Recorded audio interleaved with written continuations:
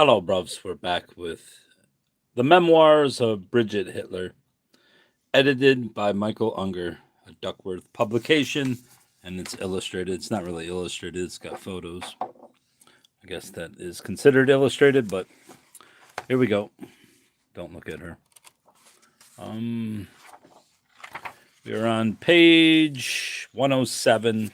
This is section 9, chapter 9, whatever you want to call it. This is a long chapter, so very long chapter. What is this? Oh. 9. For a long time there was a silence in the room. Pat came to his feet and walked up and down the room a few times. Then he came back to the window, looking nervously at me, as though I should produce the key to this situation. And now that you've heard all this, do you think I am seeing things too black, or must I consider the possibility that I might come to a similar end one day? I was glad you were in London, for I don't believe that Adolf, Schaub, or Himmler would risk doing anything to me so long as you could make a scandal in England. At first I couldn't credit the idea forming in my mind.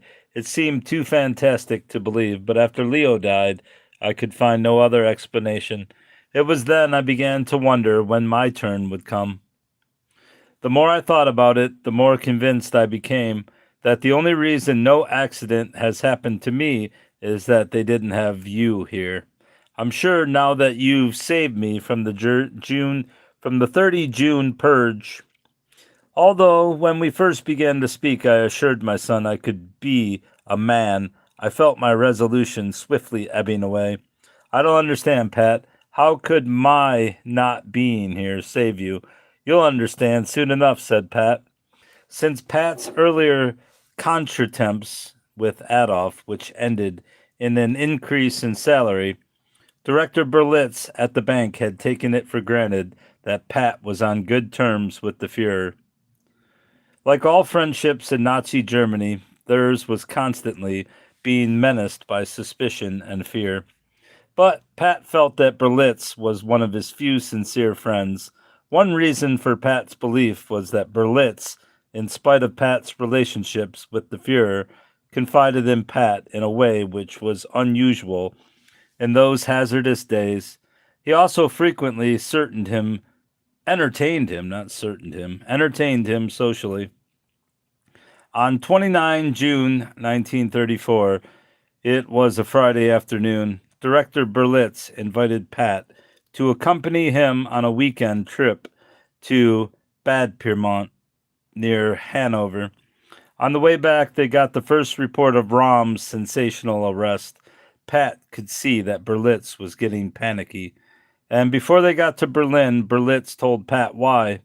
Scholz, the political commissar, who had been put in the bank to watch out for the interests of the Nazis, might take this chance to get even with Berlitz for the run-ins they'd had. When Scholz gave particularly stupid or unfeasible orders, like most of the little Spiceburger, or is it Spiesberger, who got themselves cushy jobs, he never missed an opportunity to demonstrate his authority over the men who would normally boss him. And he loved to shout at them in a blustering tone with threatening gestures. This was particularly incongruous because he had only one arm. All right, buddy. Pat had never been able to understand why Berlitz had allowed him so much leeway, but then, as he said ruefully, he was very green and due to be educated. Once Berlitz's tongue had been unleashed, Pat began to understand many things that had previously puzzled him. It became clear that although Berlitz was the director of the bank, he was merely a front behind which the Nazis operated as they wished. It was well known in banking circles that as soon as the Nazis came to power, they began using depositors' money for their own use. On Monday morning, Pat and Berlitz returned to a terrorized Berlin. Unless you have gone through it, Pat said, you cannot imagine what it was like. In the still, cool morning, you could almost smell the panic that gripped the city. Little knots of men shrank tighter or slipped into doorways as we passed them, fear betraying itself in their swiftly sidelong glances. The furtive coming together of heads, normal traffic had diminished. Few pedestrians ventured on the street. There was a spurious calmness as though the city were waiting, breath held in dread of what was still to come. At intervals, the clangor of the uniform filled trucks reverberated against the deadness of the atmosphere. Heavy tires, and I still can't get over the fact that the British spelled tires with a Y. Heavy tires hummed along the pavement, sirens shrieked, and when they arrived at the bank, Director Berlitz began discreet inquiries. Hello, Bobs. After an hour, he called Pat into his private office. What Berlitz said wound up the story Pat was attempting to squeeze from the melodramatic newspaper accounts of treason and punishment. Rom, Hitler's staunchest supporter and commander of the SA, had already been executed along with Ernst and Heinz for participation in an alleged putsch. But it's my private opinion, Director Berlitz commented to Pat in a shaky voice, that it was just the other way around. They were out to get Rom and his men in the SA, who might prove troublesome. General Schleicher and his wife were shot. Papin was arrested. God knows how many others. No one is immune. They even say Goebbels may have been knocked off by Goring. Thanks, bruv. A few hours later, 3 SS men swaggered into the bank. Scholes, around whom everyone's suspicions and anxieties had been circling all morning, remained in his place. No one looked directly at the intruders. All waited to see where the blow would fall. The SS men strode forward, their hands on their heavy service revolvers. When they came to Scholes, they stopped and stared contemptuously at him. His face turned as white as his collar. When one man let his hand fall on his shoulder, the wretch began to whimper. Like a stubborn schoolboy, he clung desperately to the edge of his desk with his hands, but it was useless. One of the SS men cracked him on the side of the head with his revolver butt, and Scholes went sliding down under his desk, limp as a fish. Clutching him by the collar, the SS men jerked him off his chair and then pulled him towards the door, followed by his 2 comrades, who didn't even bother to pick up the unconscious man's legs, but let them drag along the floor. All right, Brobs. Never mind my chair, which sounds like I'm farting every time I move in this frickin' thing. The cafe on the corner of Friedrichstrasse, where Patrick was arrested. At 10 o'clock that evening, as every evening, Pat was sitting at a sidewalk table in the Kranzler Cafe, a popular place on the corner of Unter den Linden and Friedrichstrasse. Berlin's heart was beating with a dulled rhythm, as though drugged with fatigue. After the day's sensation, few people had ventured forth to their usual haunts. New rumors spread through the sparsely populated cafe like the ripples of waves when a stone is dropped. Some came from radio loudspeakers, some were invented. Every few minutes, SS patrols passed. One of these, consisting of 4 men, led by a tall stormtrooper with a scar on his cheek and a stocky fellow who had obviously had more than a few drinks, entered the cafe. The men officiously went around, demanding to see the papers of all the guests. As each table was cleared, they moved on to the next. Apparently, they were looking for someone rather than making a routine check, but they didn't stop over any of the papers for more than a casual glance until they came to Pat. See ya, Brobs. Pat had already taken out his wallet containing his working papers, a few letters, and his visiting card, which were the only things he had with him. The tall stormtrooper, staring at Pat's national health card, which he held in his hand, spoke without looking up. Your name? Since Pat's name was printed on the card in sizable letters, It was quite impossible that the stormtrooper could have failed to see it. Nevertheless, Pat told him. The response came not from him, but from his shorter companion, who bellowed in a voice like a frog, "The Fuhrer's name is not to be used for stupid jokes." "What is your name?" the tall one repeated, emphasizing each word as though his patience had been overstrained already. Pat repeated it. A third was mockingly polite. "I suppose you claim to be a relative of the Fuhrer." When Pat said he was Adolf Hitler's nephew, the tall one came closer. "That's a good joke. Now I'll tell one." Then, in a changed voice, he ripped out, "Get up. You're under arrest." "But shut your filthy mouth, or I'll shut it for you," he roared. Those were the formalities of Pat's arrest. The tall one seized him roughly by the shoulders and shoved him into the street, where he nearly upset a passerby. In a moment, the street was empty. At the curb was a big Mercedes-Benz. Pat was thrust into the rear, sandwiched between the tall trooper and the stocky one, while two others got in front and two rode the running board. During the short ride that followed, Frog Voice kept grumbling in a maudlin way at Pat's insolence at claiming relationship with the Fuhrer. The ones who had piled into the front were silent except to laugh uproariously at Pat's drunken tormentor when he complained any lumphead might claim he's related to the Fuhrer. They drew up in front of the Reichswehr ministry. Inside, Pat was placed under guard and left to his thoughts. His first surprise was over. Now, as he waited for someone to come and rectify the error that had obviously been made, his temper began to rise.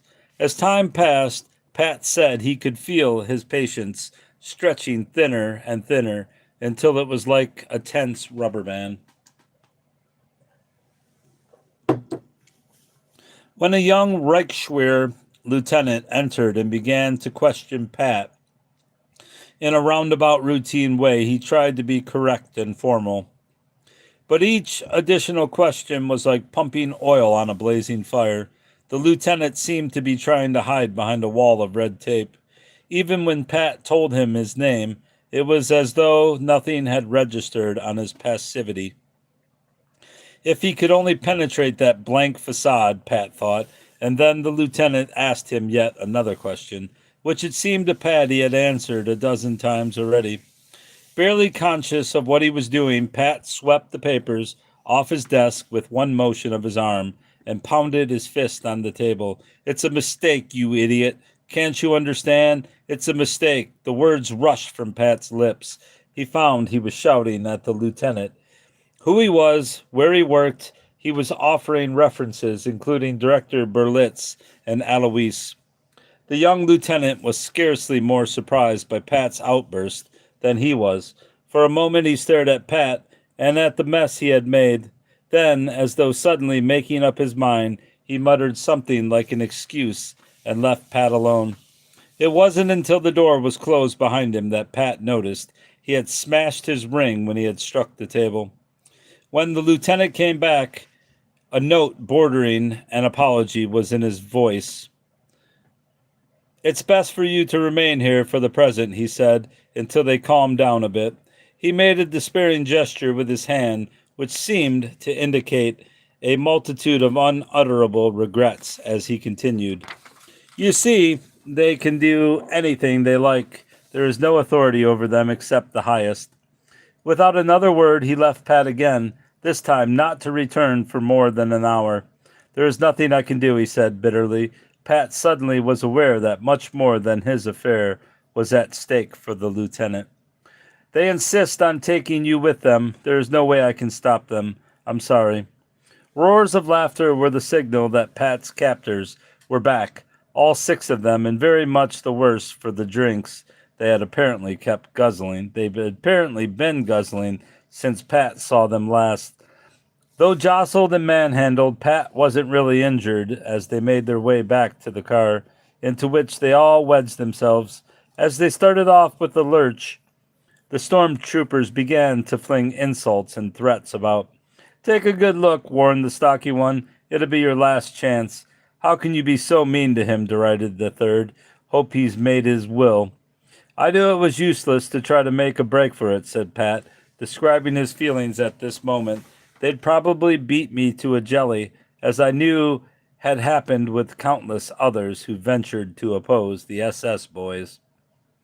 Were they taking me for a ride like the gangsters in the films? Were they really after me, or was it all an error?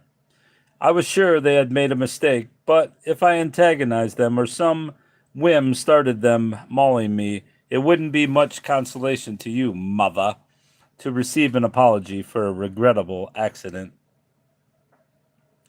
With my ashes, no, the only course I could pursue was to sit tight and try not to accelerate their sport. So long as they were content with insulting me, I was all right.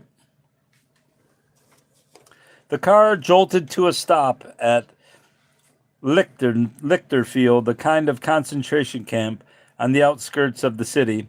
One glimpse of the hive humming with uniformed men made Pat wonder if it was better or worse off now that he had reached his destination. The eager guards rushed Pat before the officer in charge, who promptly ordered him to a cell pending investigation. He had no opportunity to do more than glance right and left as the new guard hustled him away, but what he saw was hardly reassuring. I need to turn this damn thing off. This little heater's burning me. Shut up. Alright, that problem solved.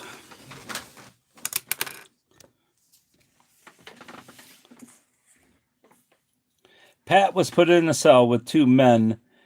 Wait, did I read that? No. Machine guns were blatantly in view.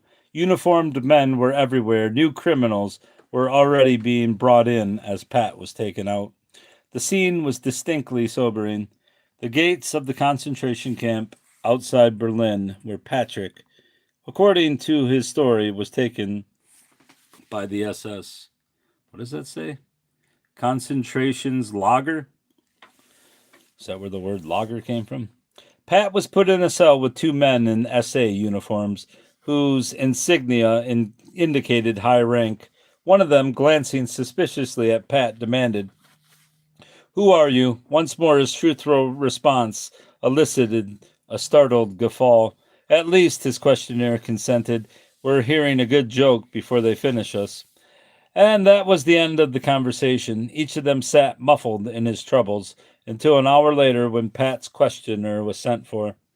"Where to?" he asked the SS man who had come for him. "You know well enough," was the laconic reply. Pat's remaining cellmate shook hands with the one who was being taken away. "Adolf Hitler has betrayed us," he said in a low voice. The condemned man squared his shoulders and shook his head. "No, my friend," he said, "the Fuhrer knows nothing of this. I am sure of that. If he knew—" His right hand shot into the air, and his voice resoundingly hollowly, "Heil Hitler." At 4 in the morning, they sent for Pat. He repeated his story. The officer in charge almost duplicated the attitude of the one in the Reichswehr office. "I have no control over the men who arrested you. There is nothing I can do." "The police commissioner von Levitzow knows me," Pat suggested. "Call him up. He'll be able to identify me." "We can't awaken the police commissioner at this hour," was the officer's toneless response. Pat knew that wasn't true. The flatness of the officer's voice left no loophole for persuasion. Pat tried a new tack. "What's going to be done with me?" he demanded. "That's up to the men who arrested you," the officer replied. There must be some way out of this mess. He had to do something. Well, why not go to the top then? Why not seek his uncle's help? He had nothing to lose. "Please call the chancellery." The chancellery, Pat was saying in an "Please call the chancellery," Pat was saying in an authoritative tone. "Rudolf Hess or my uncle will confirm my identity, or his adjutants, Schaub and Bruckner. They know me." The officer's expression was a curious puzzle of emotions as he stared fixedly at Pat. Was he annoyed? Certainly it wasn't antagonism on his face. Almost, Pat thought, he was sorry. It was only after an embarrassing long pause that he had said quietly, "All right, I'll see." Although Pat hadn't seen Adolf for some time, he had every confidence that Adolf would help him. His arrest had been a terrible mistake. 10 minutes later, the adjutant's officer returned. "I spoke to Schaub," he reported. Pat waited for him to continue. "Schaub says the Führer has no nephew." As Pat paused after repeating Schaub's brutal words, I suddenly felt a heavy pounding in my heart against my ribs. It was just as though I too had been in that cell with him and had heard those brutal words. "The Führer has no nephew." "But what happened? How did you escape?" I could hardly wait for him to catch his breath. "Partly luck and the rest a question," Pat replied. "You see, Uncle Adolf was establishing a new order in Germany, but there are fortunately still quite a few loose ends, and it was one of these that led me out of my labyrinth." This sounds like some bullshit. When the guard who was to see Pat back to his cell took him to the main part of the building, they found themselves in a regular pell-mell. Hundreds of prisoners had been brought in, hundreds of others were being herded about, transferred, or led to execution. So many of them were in uniform that it was unbelievably confusing, and this turned out to Pat's advantage because the bewildered guard took him to another cell in a different part of the building. Consequently, Pat's kidnappers must have fallen into a stupor long before they could track him down, and an hour later he was given a hearing before another officer who had no idea who he was or that this was a special case. Realizing that the mistake gave him the one chance in 1,000 he hadn't dare hoped for, Pat replied to the first question in English. "My name is William Patrick," he said. "I am a British subject." When the officer spoke again in German, Pat replied in that language, but with an atrocious accent. "Please allow me to call the British consulate. A mistake has been made." The officer agreed to telephone, and Pat was permitted to remain in the office. During the hour that ensued, he had plenty of time to take stock of the situation. Had Pat's drunken abductors happened on him fortuitously, or was it planned with the full approval of the higher-ups, even perhaps the Führer himself? Had Schaub acted on his own authority in denying Pat or under orders? Towards 6 in the morning, an attaché of the British consulate arrived. Fortunately, he had met Pat several times and recognized him at once, but he said nothing about the changed name. "I don't know that I have ever been so glad to see a fellow countryman," Pat commented. As soon as the officer saw that the attaché recognized Pat, they both went out. 10 minutes later, Pat was released. "I was free," said Pat, "but even now I don't know exactly how. The Gestapo is very efficient. I am sure I was on a list, otherwise I wouldn't have been arrested, particularly in a cafe where I was known to go every evening. And then when the tall trooper with the scar made fun of my name, I was sure that he knew quite well all the time who I was, or he wouldn't have dared to take a chance testing me. Yes, certainly I was on the list. Schaub's telephoned repudiation made that clear. Yet they changed their minds in the chancellery. Certainly that was because of you. If the man who had arrested me had finished me off immediately, it might have been a regrettable accident, but to dispose of me later was too risky, particularly as you were in England and not likely to take lying down anything that might happen to me. If I had only known, I found myself repeating, "Good God, if I had only known." But isn't there any way to get back to London? Couldn't the man from the consulate help us? Although Pat's next words were anything but comforting, his grasp of the situation reassured me a little. To attempt to go back to London would be the worst possible move on our part. I have had my British passport the whole time I've been here, so officially I would have been able to leave at any time. But I realized almost from the beginning that to leave openly would be taking my life in my hands. By the time the British authorities could do anything, it might be too late. And of course, you are officially an Austrian. The only thing we can do, Mother, is to continue the policy I've been following up to now. Pretend you're satisfied and keep smiling. Don't let them see for a moment you have the slightest suspicion that everything isn't as it should be. Agree to everything, and no matter who speaks to you or how plausible they sound, never forget that whatever you do will be recorded, and the least thing you say or do used against you. But what will be the end of it? How long are we going to have to put up with it? Is there any chance of our getting out of here? The practical determination with which I spoke must have appealed to my son's sense of humor, for he suddenly smiled as he does sometimes, and then the whole atmosphere changes. And he looks very young and extremely handsome. As a matter of fact, it was rather funny to think of us, two ordinary citizens, conspiring like thieves in a den against the man who had grown before our very eyes into the most ruthless warlord of them all, except for Stalin, who was 50 times worse. If we got out of this, it would be due only to our Irish stock. We both laughed and hugged each other, once more in possession of ourselves. We weren't going to give up without a fight. We began to make our plans. We have one chance, Mother. It all depends on who's the better chess player, Adolf or I. Pat laughed mischievously. I don't mean real chess, of course. I'm pretty sure Adolf doesn't play that. I worked out a plan that should spring this trap, but the first step is to get you out of this accursed country. Me?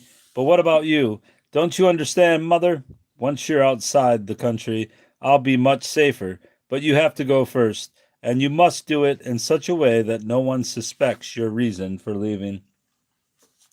Pat had based his plan of escape upon Adolf's sister, Paula, who was living in Vienna. When Adolf Hitler's notoriety was growing and it became known to him that his two sisters had become the center of public interest in the Austrian capital, he proposed that they should move to Munich. His invitation was gracefully accepted by the widowed Angela, who, having 3 children, found it very convenient to live under the protection of her brother, particularly since it included their support. Paula, unlike her sister, didn't accept Adolf's invitation. In fact, she didn't even acknowledge it directly. Eloise had received a letter from her, which Mamie showed to Pat on one of his first visits to Germany. In it, Paula gave her reason for not wishing to take up with him.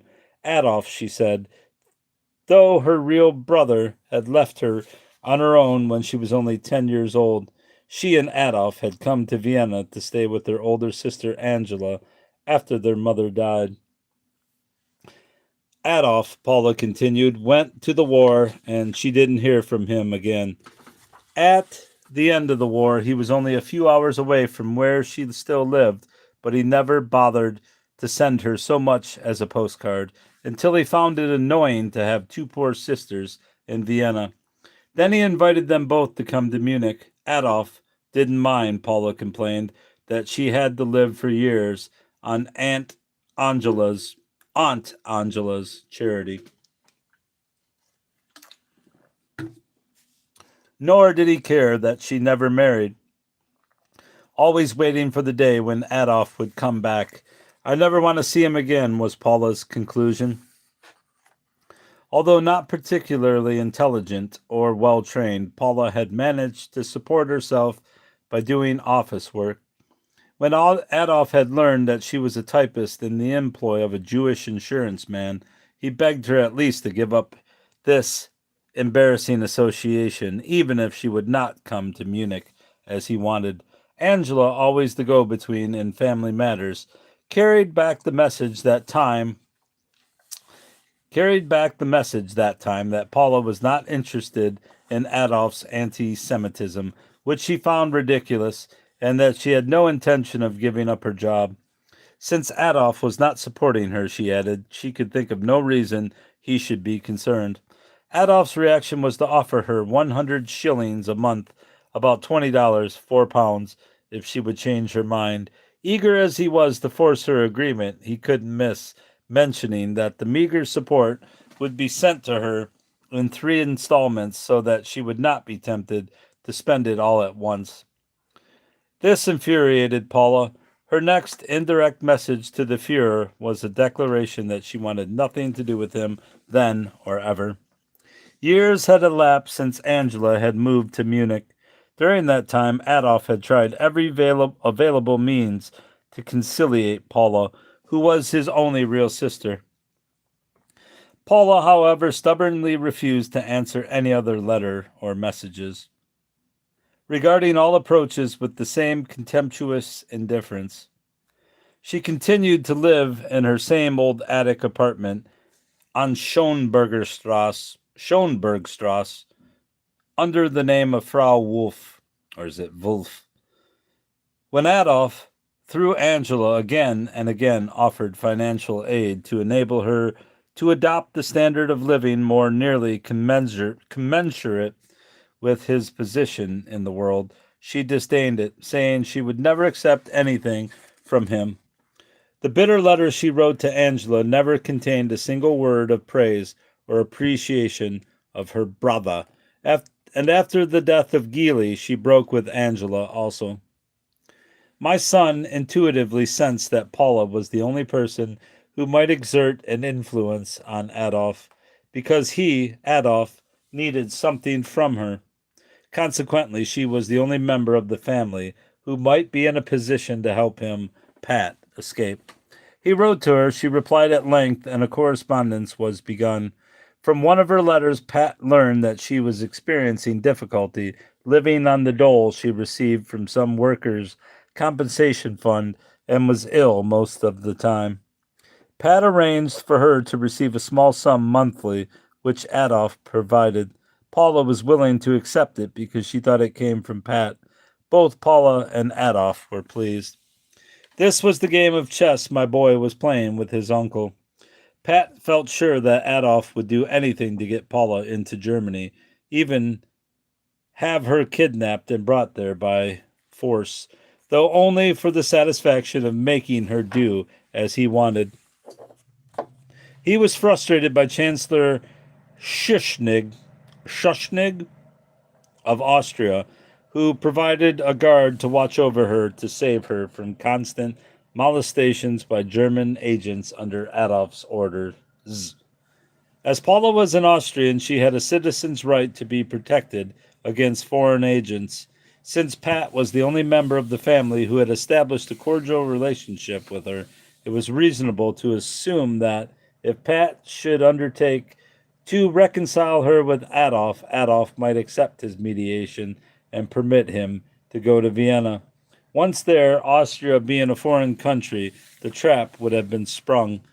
Now that I had arrived so inopportunely, Pat was obliged to alter his original scheme accordingly, shifting me into the role of the angel of reconciliation.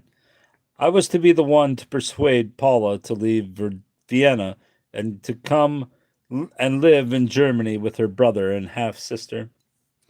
There's no point in my saying it's going to be easy, Mother, Pat warned me. Not because of Paula, she will be for us, but Angela. She is the least understandable woman I have ever encountered in my life.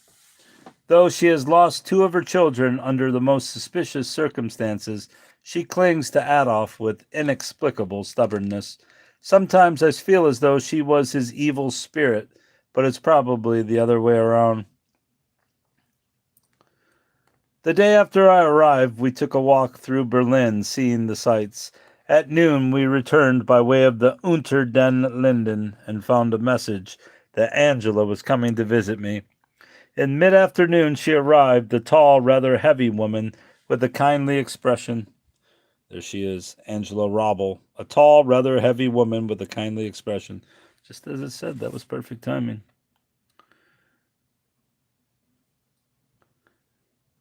She looked the part I knew she played, that of a cook and housekeeper for her famous brother. After we had chatted a while, Angela turned to Pat. I knew she meant it as a great compliment to me when she complacently informed me, Willie looks exactly like Adolf when he was his age, even more than like his father. I acknowledged her politeness with as much grace as I could muster, and watched as she unfastened her voluminous handbag and withdrew a pillow cover hand embroidered with the swastika, which she ceremoniously presented to Pat, and a box of soap, even then a great luxury which failed to nudge him. After appropriate remarks had been made by all, Angela came swiftly to the real occasion of her visit, an expression of Adolph's wish to meet me. The invitation is for next Sunday week, Angela said in a curiously expressionless voice. Naturally, Willie is to accompany you. Following my son's directions, I expressed delight and began saying the usual meaningless things, Angela's indifference towards the amenities, when she rather uncivilly interrupted me, clearly pointed to the second object of her sisterly visit. Have you had any news from Paula? The question, cutting incisively into the conversation, served to convince me that Pat's plan was based on an accurate grasp of family politics. And though this diplomatic maneuvering smacked of the kind of pettiness I had all my life deplored, I realized the desperate situation in which we found ourselves, the unwilling protagonists. Yes, Paula was the weakest link in a chain which kept Adolph's personal history intact against the prying of international gossip mongers. While she existed as a separate entity, he could only insecurely fasten the glamorous mantle of an immaculate godhead around his shoulders. The fabric he had loomed with such elaborate care might appear as fustian, after all, if seen too close. These were the thoughts that were seething in my mind after Pat, having discreetly excused himself, read Paula's latest letter aloud to Angela. Withdrawing to the window at which he had sat so long the day before, he was obliged to read it a second time, while Angela listened without interruption. At the conclusion, Angela began to speak. She had been informed that Paula was considering writing her memoirs, and that she had already been conferring with an agency with that end in view. If such a book were published, Angela concluded grimly, it would be a scandal. But it is impossible. Adolf would never allow it. After Angela left, Pat wrote to Paula announcing my desire to visit her. At the end of his letter, I added a few lines to introduce myself. For the evening, also, I had a rendezvous with my ex-husband. After Adolf became a power in Germany, Alois had given up his razor company to take over a luxurious restaurant not far from the Chancellery. Since many of the higher-up Nazis became frequenters, it proved considerably more profitable than the razor blade business. When Alois called and suggested he came to see me at Pat's hotel, where I had taken an adjoining room on the same floor, I refused. Though I had harbored no ill feeling against him for all the unhappiness he had caused me, I would have preferred to keep it all in the past. But Pat felt I should see him, if only to strengthen the impression we needed to create that I was planning to come to Germany for good. So when Alois proposed that as an alternative I go to see him at his restaurant, I accepted on condition that I wouldn't have to see Mamie. This was much better than having him come to the hotel, because at a public place there would be no opportunity for any intimate talk, and I made Pat promise that he would get other people to join the party. Alois Hitler kept out of politics during the Third Reich, but prospered under the Nazi banner. This picture, taken at the door of his restaurant in the Kurfürstendamm, shows the patron dealing with a visitor. On our way to the restaurant at 3 Wittenberg Platz, I asked Pat, what about your father? How does he stand in this affair? My father, Pat smiled wryly. He's so afraid he'd even be capable of informing on me, if he thought that would get him into Adolf's good graces. Perhaps my distress at the thought of meeting Eloise again will seem silly, but it is difficult to renew the acquaintance of someone with whom you have once been in love. They say one returns always to one's first love. This was certainly not the case with me. Eloise's first words when we met proved to me he had not changed at all. Leading us towards the gala table, which he had specifically reserved for us, he drew me out of Pat's hearing. Cece, darling, he began, you know very well you were and are the only great love of my life, and if fate hadn't played such a cruel trick on us, we'd still be living happily together. It was his old voice, old manner, and old self all over again. Whenever he wanted something from me, he would always tell me how much he loved me. I wondered what it was now. Eloise had succeeded in producing a first class European restaurant, complete with bustling expert waiters, a faint odor of hot rolls and liquor, smooth white tablecloths with yellow borders, sparkling glasses, and much loud talk and laughter. As soon as we sat down, I began to make polite conversation. Pat helped me avoid Eloise by pointing out the important Nazis who were habitués of this sleek restaurant. There was Lutzow, who had replaced Rom in the essay. In one corner was Leni Riefenstahl, the film director. All heads turned to stare when Goebbels came in with his attractive wife, both bowing like film stars.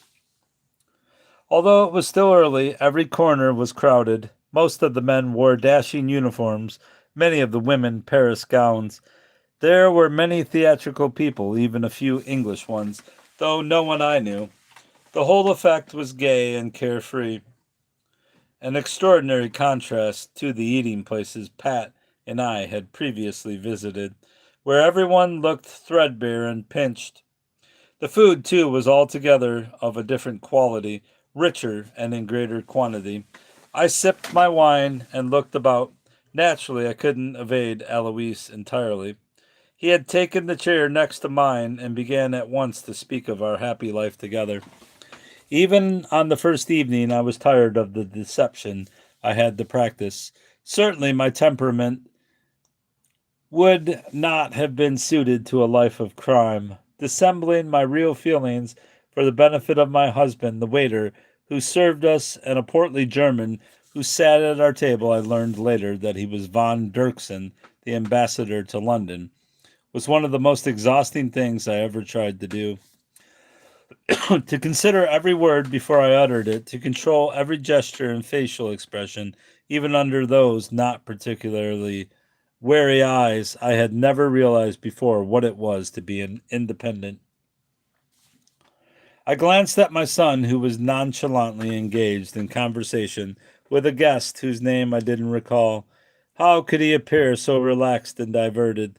Only a slight tightness of the mouth, a faint tenseness of his body, portrayed his uneasiness to me.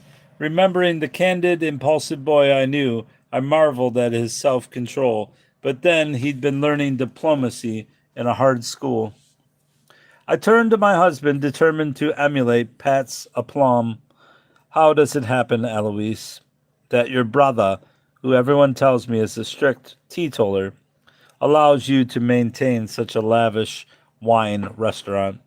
Another note I knew, the sort of defiant peevishness a husband uses towards a wife when a question is often discussed but never settled, crept into Eloise's voice. This is my trade. Should I throw out money like water? I have always stood on my own 2 feet. I don't need Adolf's help, and anyway, what could he do for me? Make me a leader in his party? Zumteufel? He has become a signpost to the whole German nation.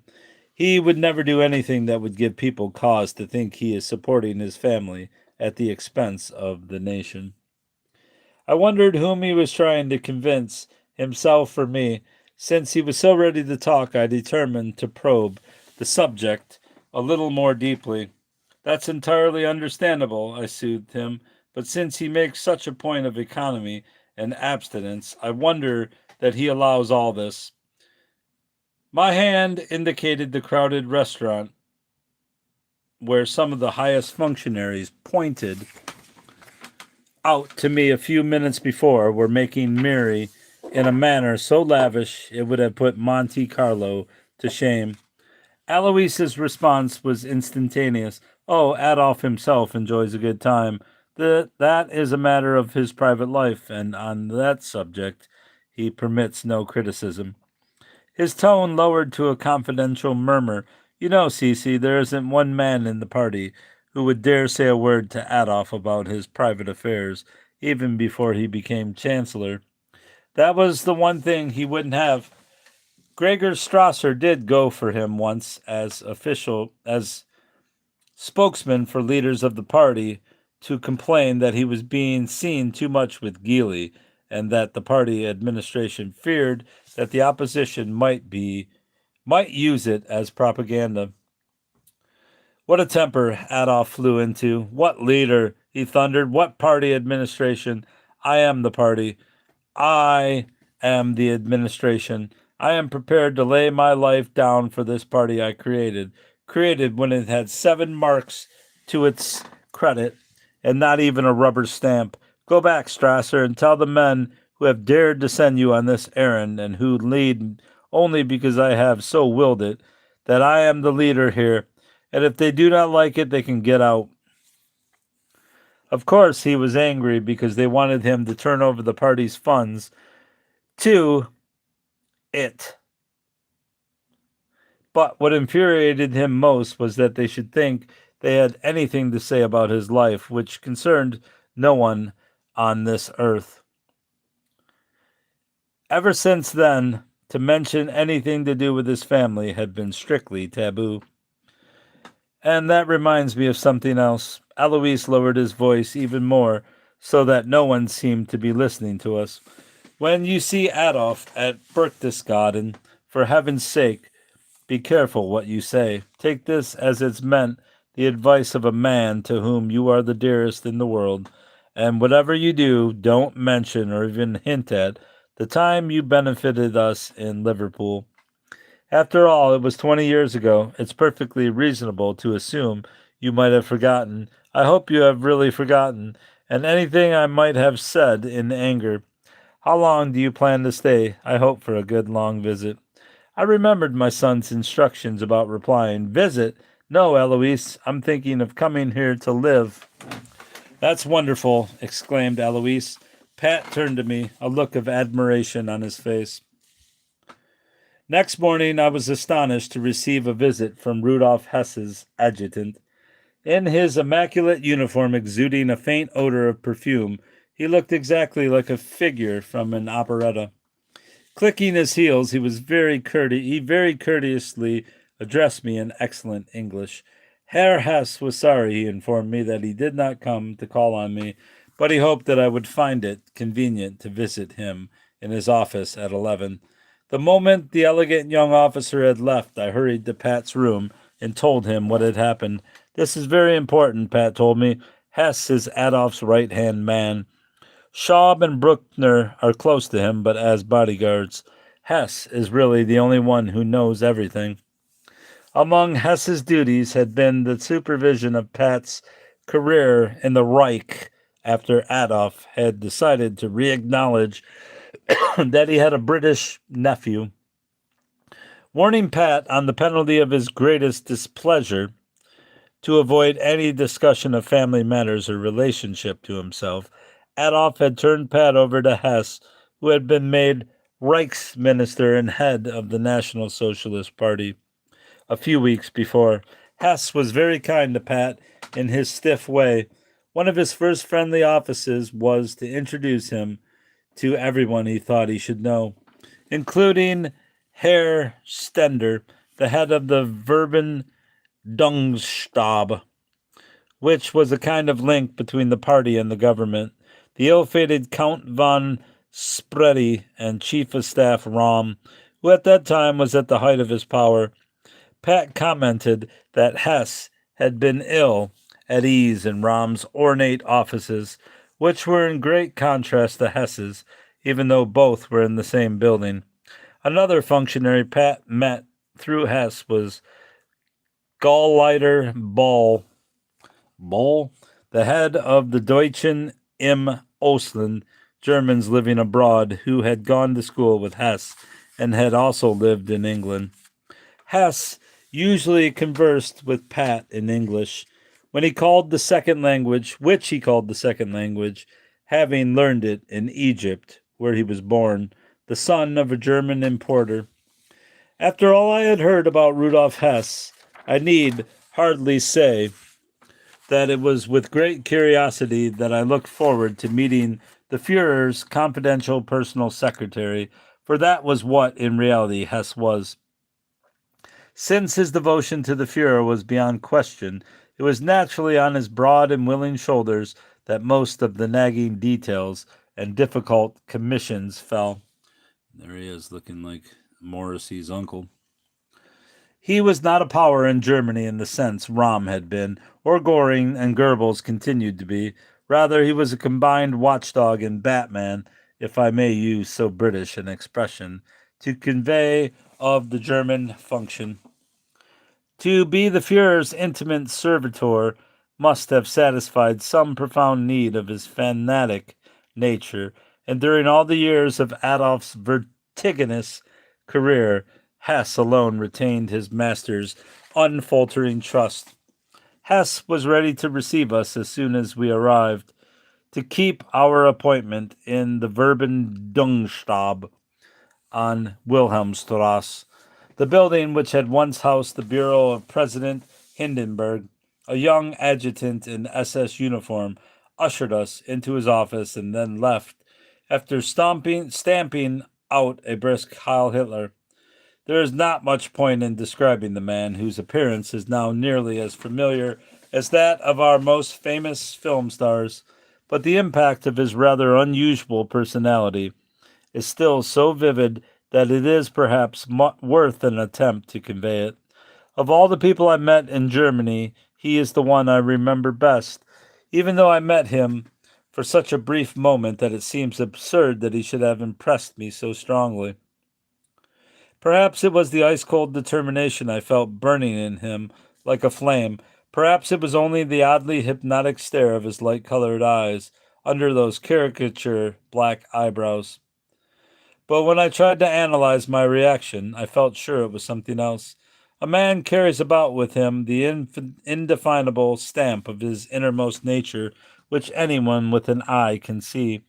In Hess it was, at least for me, an absolutely fixity of purpose which formed the opaque center about which his other traits more transparently revolved. Our interview took place in Hess's thoroughly businesslike office, which was furnished with a large desk, light wood files on either side of the room, and a minimum of luxury. He spoke meticulous English and was very polite, even offering Pat a cigarette, though he did not smoke himself. Rudolf Hess's attitude was exactly that of a master of ceremonies at a royal court. He thanked me for coming. It was my duty to come to you on my Führer's mission, but pressing business here made that awkward. Madame Rabal has already conveyed to you his invitation to visit him in Berchtesgaden. I believe I should like to discuss with you another subject. I understand you have expressed the wish to remain there for good. That is most interesting news. Leaning forward, he picked up a file and glanced inside. I thought a moment. I had told no one but Alois about my intentions. How was it possible that the words I had spoken to Alois at the restaurant were already known in the Reich Skanzler? My God, what a situation. But Hess was going on. I have a few questions to ask you and a list of items that should be attended to in London and in Germany. After I had replied to his routine questions, he looked at me with great seriousness. Then he launched himself into an account of how he had come to join Hitler's movement. He had been a lieutenant in the German Air Force during the World War and had never really laid down his arms. At the end of the war, he had viewed the power of the occupation of Germany like contingents of French Moorish troops, convinced that the situation which then existed could not and must not go on. He dreamed of a leader who would save Germany. At 22, he had written an essay which he showed us, describing the qualifications of Germany's needed savior. When Hess in 1921 first heard Hitler's speech in the Sternecker Beer Hall in Munich, he was convinced that this was the man. Hess displayed to us scars on his neck and hands, which he proudly claimed had come from brawls in which he had protected Adolf from physical injury. It is a great privilege to be a German citizen, madam. I think that must be your intention, if you are electing to remain here. In your case, it is particularly appropriate, since you are, in addition to being the Führer's sister-in-law, an Austrian citizen by marriage. I felt Hess was a sincere, poised, disciplined man, tall, powerful, soldierly, correct, polite, and seemingly logical. He, in every sense, represents for me the best type Nazism could produce. And it is because of his sincere loyalty to a pathologically unsound cause that he, more than any of the others who are mere riffraff, frightens me for the future of Germany. What has caused this cultivated man to join the Nazi rabble? If there are many like him, and although I did not meet them, I know there must be. I know, too, that only death could unbalance their absolutely sure, though absolutely wrong convictions. I have not met many fanatics in my life, but it would have been impossible not to recognize that Hess was one of them.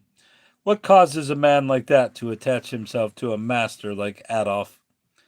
It can be nothing but a blind, and in this case, misplaced faith. Perhaps the strong strain of mysticism in Hess is the explanation. He told us he had been greatly influenced by his early life in Alexandria. He is something of an occultist and claims to have had remarkable experiences. He is also an ardent believer in astrology. According to his judgment, Hannessen, the Hungarian seer who was liquidated by Count Helsdorf in the Grunwald, much to Hess's annoyance, was the greatest of the prophets in Adolf's orbit. As we were about to leave, Hess smiled courteously at Pat. My friend, he said, I should like to take this occasion to say to you, unofficially of course, that you would be doing a service to our Führer, should you decide to take the same step your mother is contemplating and change your nationality. He laughed confidentially. You must surely realize that it's a little embarrassing for the Führer to have English relatives. At the conclusion of our talk, Hess accompanied us to the outer door. As we progressed towards it, there was a great deal of snappy saluting and Heil Hitlering. How could so sinister a discipline have such an affable flavor? It was impossible not to laugh, yet no one knew better than I what deadly seriousness lay beneath the comic exterior.